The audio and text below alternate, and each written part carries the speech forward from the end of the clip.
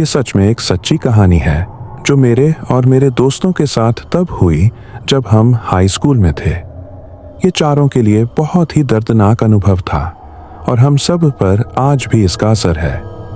थोड़ा बैकग्राउंड बताना चाहूँगा। हमारा शहर पुराने सिविल वॉर के युद्ध क्षेत्रों से घिरा हुआ है और यहाँ के कई घर उसी समय के बने हुए हैं। कुछ घर तो पुराने अस्पताल भी थे जहाँ सैनिकों का इलाज होता था। इसलिए शहर में वैसे ही एक डरावना माहौल था और लोगों के घरों में अजीब अजीब घटनाएं होती रहती थीं। जैसे एक लड़का जिससे मैं स्कूल में मिला था, जब उसका परिवार एक नए घर में शिफ्ट हुआ तो उन्हें वहां एक पुरानी गुड़िया मिली। उन्होंने उस गुड़िया को अलमारी में रख दिया, लेकिन अगले दिन वह सीढ़ियों के ऊपर बैठी मिली। ये सिलसिला लगातार चलता रहा, चाहे वो कितनी भी कोशिश करते। गुड़िया हर बार सीढ़ियों के ऊपर ही आ जाती, तो आखिरकार उन्होंने उसे वहीं छोड़ दिया। अब बात करते हैं मेरी सबसे अच्छी दोस्त एमी और डेनिस की, जो बहनें थीं और वो एक ऐसे घर में पली बढ़ी थीं जो कभी एक अस्पताल हुआ करता था। उनके पिताजी ने एक बार घर के तहखाने में पुराने अस्पताल के कुछ सामान खोजे थे और उससे अच्छी खासी रकम कमाई थी। हालांकि कई बार अजीब घटनाएं होती थीं, लेकिन एमी और डेनिस कभी इन्हें गंभीरता से नहीं लेती थीं। दोनों बहुत ही व्यावहारिक सोच की थीं और कभी भूत प्रेत जैसी चीजों पर विश्वास नहीं करती थीं। एक दिन सुबह स्कूल में एमी मेरे पास आई और बोली, मेरे घर में कुछ है। उसने बताया कि पिछली रात उसे दीवार पर किसी के दस्तक देने की आवाजें सुनाई दी और वो आवाज एक कोने से शुरू होकर पूरी दीवार पर घूमती रही। कभी वो आवाज दीवार के ऊपरी हिस्से में सुनाई देती तो कभी नीचे। वो डर के मारे अपने कमरे से बाहर निकली और अपने माता पिता को जगाया। जब तक उसके माता पिता कमरे में आए, आवाजें बंद हो चुकी थीं।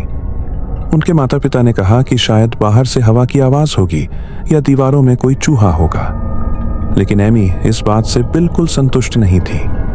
वो घर में बचपन से रह रही थी और उसे पता था कि ऐसा पहले कभी नहीं हुआ था।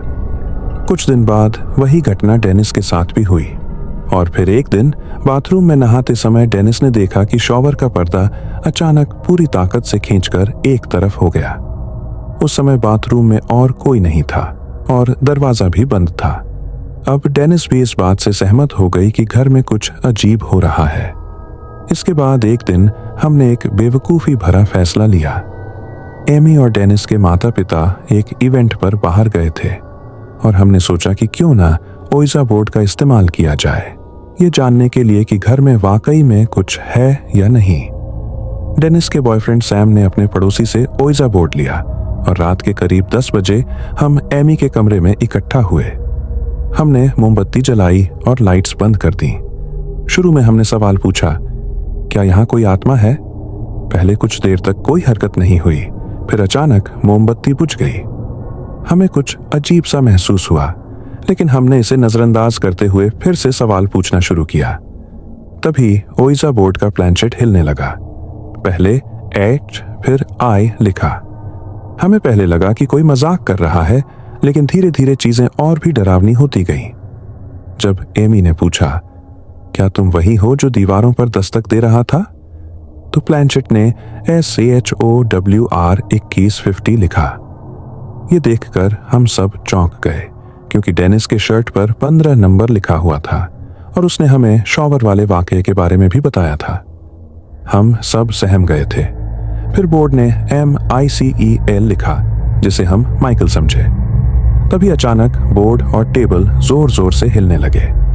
हम घबराकर कमरे से भागे और बाहर पोर्च पर आकर रुके। हमने अपने आप को संभालने की कोशिश की, लेकिन जो हुआ था उसका कोई तार्किक जवाब नहीं मिल पा रहा था। रात को जब मैंने बाथरूम जाने की कोशिश की तो दरवाजा खुद ब खुद बंद हो गया और फिर न जाने क्यों वो खुल नहीं रहा था। अंदर दस्तकें हो रही थीं, शॉवर का पर्दा हिलने लगा और मुझे ऐसा महसूस हुआ कि बाथरूम में कोई और भी मौजूद है।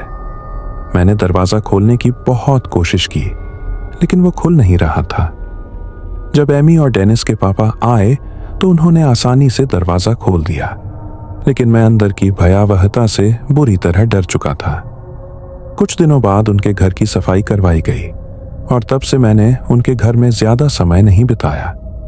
लेकिन आज भी जब मैं उन दिनों को याद करता हूं तो रूह कांप जाती है। हमने वो ओइजा बोर्ड बाहर फेंक दिया और आज भी हम सब इस बात पर यकीन करते हैं कि उस रात जो कुछ हुआ वो सिर्फ हमारी कल्पना नहीं थी, बल्कि कुछ और ही था।